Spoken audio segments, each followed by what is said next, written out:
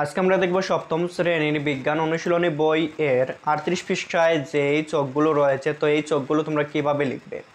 এখানে যে দেখতেই পাচ্ছ যে কোনো উপাদান উদ্ভিদ ও প্রাণীর দুই ধরনের কোষেই থাকে, এদের কাজ কি। তারপর কোনো উপাদান শুধু উদ্ভিদ বা শুধু প্রাণী কোষে থাকে, এদের কাজ কি এখানে লেখার কথা বলা হয়েছে। তো তোমরা কিভাবে লিখবে, তো তোমরা চাইলে এইভাবে লিখে নিতে পারো। এখানে যে উদ্ভিদ ও প্রাণীর দুই ধরনের কোষেই বিদ্যমান উপাদানগুলো হলো গোলজি বডি, তারপর কোষ ঝিল্লি, সাইটোপ্লাজম, নিউক্লিয়াস, তারপর মাইক্রোকন্ড্রিয়া।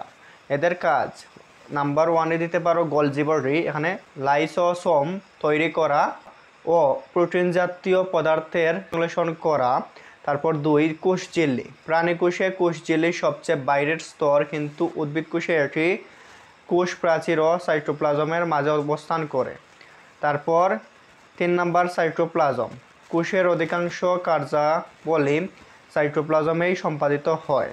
তারপর 4 নিউক্লিয়াস কোষের সব ধরনের কার্যকলাপের নিয়ন্ত্রণ করে। 5 নাম্বার তোমরা মাইক্রোকন্ড্রিয়া, রক্তকণিকা ও হরমোন উৎপাদনে সহায়তা করে।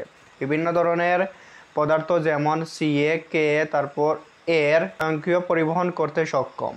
তো তোমরা চাইলে এইটা এইভাবে লিখতে পারো। তারপর 2 নম্বরে যেইটা রয়েছে কোন উপাদান শুধু উদ্ভিদ বা শুধু প্রাণী কোষে থাকে, এদের কাজ কি।